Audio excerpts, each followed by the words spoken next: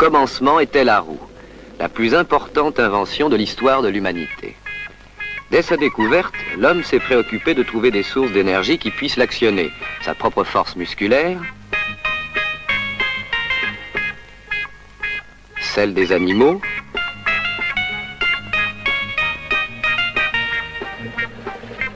et puis ce fut l'automobile. Pour la première fois, le muscle était remplacé par une machine dans la propulsion d'un véhicule. L'automobile créait sa propre énergie. Mais produire l'énergie n'était pas suffisant. Encore fallait-il la transmettre aux roues. Watt découvrit la solution en appliquant à la machine à vapeur le système du traditionnel rouet, dans lequel une impulsion rectiligne alternative est transformée en mouvement circulaire. C'est le système bielle-manivelle. L'énergie produite fait aller et venir un piston dans un cylindre. Mouvement linéaire que la bielle permet de transformer en mouvement rotatif. Bien sûr, il serait beaucoup plus simple de se passer de la bielle et de produire dès l'origine le mouvement dont on a besoin pour actionner les roues. Beaucoup s'y essayèrent. Dès le XVIe siècle, l'Italien Ramelli décrit le principe d'une pompe actionnée par un piston rotatif. 1636, l'Allemand Pappenheim invente la pompe à engrenage à mouvement circulaire. 1799, l'Anglais Murdoch réalise une machine à vapeur à piston tournant. 1846, Galloway construit la première machine à piston rotatif à épicycloïde intérieur. 1859, Jones crée une pompe à 2 pistons rotatifs. 1901, brevet de Coulet pour une machine à piston tournant excentré. 1923, machine thermique de Wallinder et Skog à piston rotatif avec engrainement et hypocycloïde intérieur enveloppante. 1938, Sanso de Lavaux, machine à piston rotatif en étoile avec engrainement à denture intérieure. 1943, compresseur d'air à piston giratoire de Maillard. Enfin, Wankel vint. Il a 20 ans en 1922 quand il démonte pour la première fois le moteur à 2 temps d'un vélomoteur. Dès lors, il se passionne pour la mécanique et sans aucun diplôme s'attaque à l'insoluble problème du moteur à géométrie non linéaire. Dans un petit garage de Mannheim, il imagine 100 figures de moteurs circulaires et comment assurer l'étanchéité des pièces en mouvement. Pendant 30 ans, il cherche. Le 13 avril 1954, il a trouvé. Le moteur Wankel à piston rotatif est né. Il en réalise plusieurs prototypes et en août 1955, signe un accord de fabrication avec NSU. 1956, une moto avec compresseur à piston rotatif bat plusieurs records aux États-Unis. 1963, le speeder NSU à moteur Wankel est présenté au salon de Francfort. D'autres réalisations suivent. Moteur marin, scooter des neiges, moteur d'avion, modèle réduit. Félix Wankel a réussi. Grâce à lui, le moteur à piston rotatif est devenu réalité. Un moteur qui tourne rond. Il est désormais possible de produire à la source le mouvement rotatif uniforme dont on a besoin. Comment ? Faire tourner le piston de forme triangulaire, appelé rotor, dans un cercle parfait, ne serait pas une solution, car il n'y aurait aucune variation du volume des chambres délimitées par le cercle et chacune des faces du rotor. Il faut donner à l'enveloppe fixe, appelée stator, la forme d'une courbe nommée épitrochoïde, à l'intérieur de laquelle le rotor tourne sur un axe excentré. Ainsi, les côtés du rotor s'écartent et se rapprochent de cette courbe en créant des chambres à volume variable. Il devient donc possible de compresser le mélange gazeux après son admission et d'y produire une explosion détente, c'est-à-dire un temps moteur. En un tour complet du rotor, chacune de ces faces accomplit les 4 temps du moteur à explosion. Admission des gaz, compression, explosion détente, échappement. Mais ce qui est intéressant, c'est que puisqu'il y a 3 phases du rotor à chaque tour de celui-ci, il se produit 3 admissions, 3 compressions, 3 explosions détente et 3 échappements. En d'autres termes, en un seul tour de rotor, on a 3 cycles moteurs complets. C'est ce qui explique le fonctionnement silencieux souple, sans secousse ni à-coups, du moteur à piston rotatif. Il a bien d'autres avantages. Taux de remplissage élevé, pas de soupape, bon écoulement des gaz, équilibrage parfait, encombrement réduit et aussi simplicité. Comparez. À gauche, vous voyez les pièces d'un moteur à double piston rotatif. À droite, celle d'un moteur classique à 4 cylindres.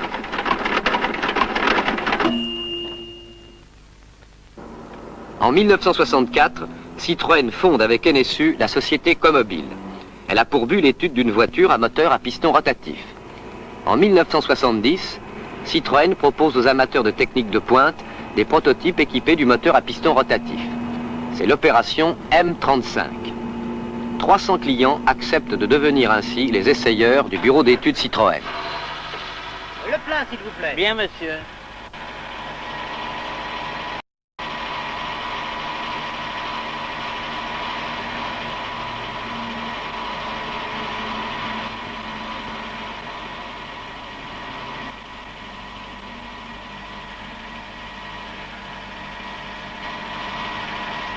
Vous pouvez lever le capot, monsieur, c'est pour vérifier les niveaux.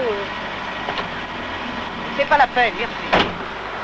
Ah ben, le patron, il dit toujours, il faut vérifier les niveaux, c'est comme ça qu'on n'a pas d'ennui. Alors faites un petit effort, ouvrez. Mais je vous dis que c'est fait. Non. Alors vous, hein, vous voulez m'empêcher de faire mon boulot. Hein. Ah ben vous fâchez pas. Bon, elle est marrante votre bagnole. Alors moi, ben, j'avais envie de voir ce qu'il y avait à l'intérieur. Oh, mais si ça vous intéresse, c'est autre chose.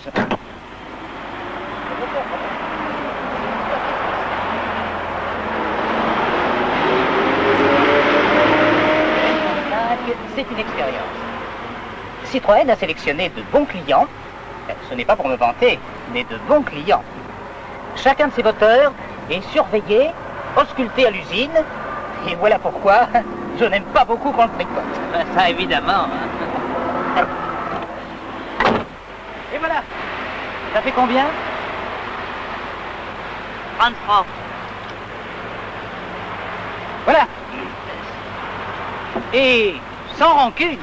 Sans rancune.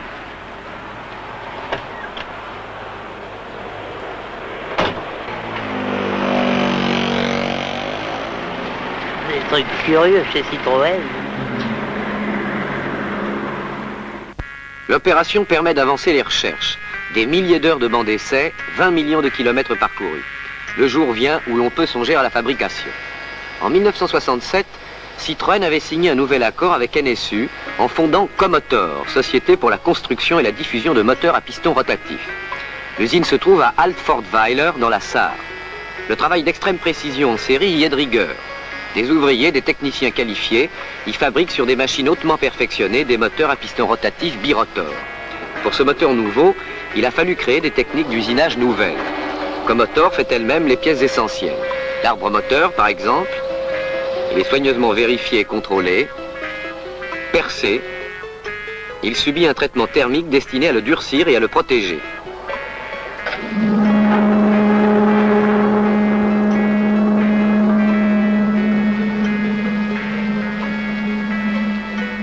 Enfin, on achève de l'usiner.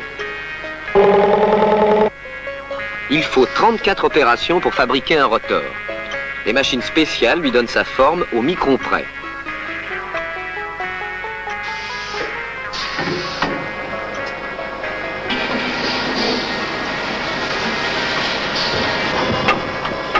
D'autres machines, automatiques, creusent sur 3 rotors à la fois, les gorges des segments de flanc.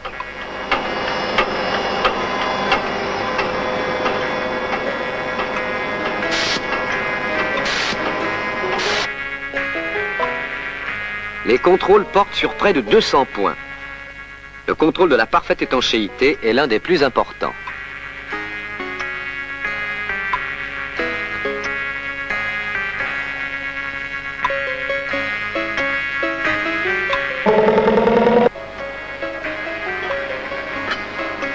Parallèlement, le stator ou trochoïde est usiné, percé, rectifié à partir de la pièce d'aluminium coulée à basse pression dans les fonderies Citroën.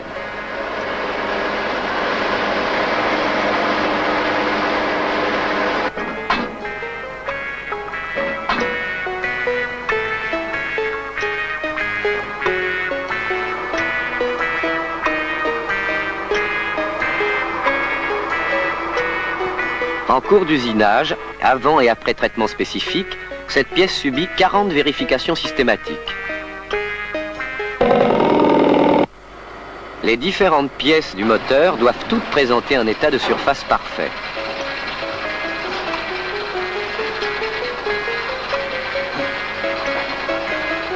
Les métaux sont traités pour résister à l'usure et aux plus hautes températures. Chaque partie en contact avec une pièce en mouvement est traitée différemment selon sa place. Les moteurs sont montés à des postes de travail individuels, c'est-à-dire que chaque monteur a la responsabilité d'un birotor complet.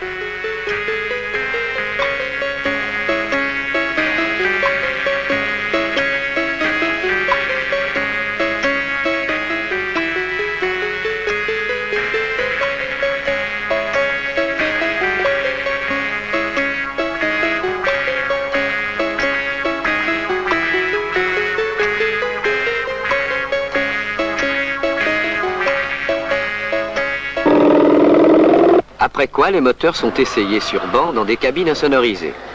Chaque moteur tourne pendant 35 minutes à un régime variant de 1200 à 5500 tours minute. On contrôle non seulement la puissance, le couple, la consommation, mais aussi la composition des gaz d'échappement. Le birotor est un moteur propre.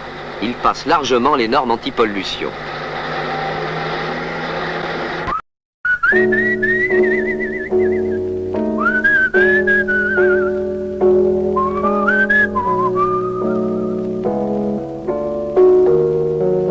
Ce moteur d'exception, une voiture de rêve, une super GS. Je viens pour ma voiture. Elle est prête, elle est là.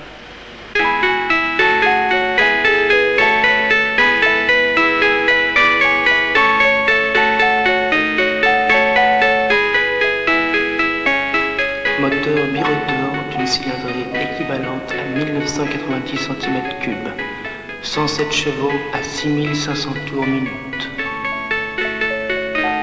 Frein à disque avant et arrière, dans les roues, ventilé à l'avant.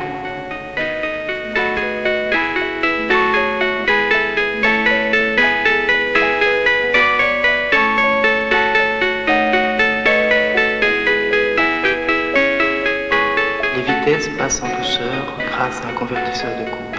Plus de pédales d'embrayage, elle est inutile. Un pare-brise en super triplex.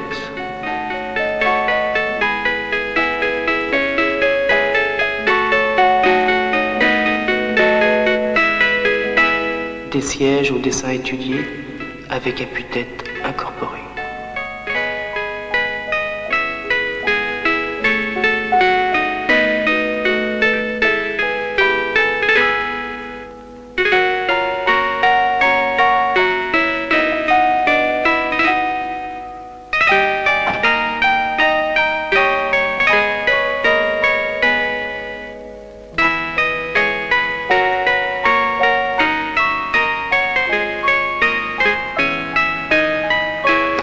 Vous dormez, mon vieux? Non, non. Non, non, je dormais pas.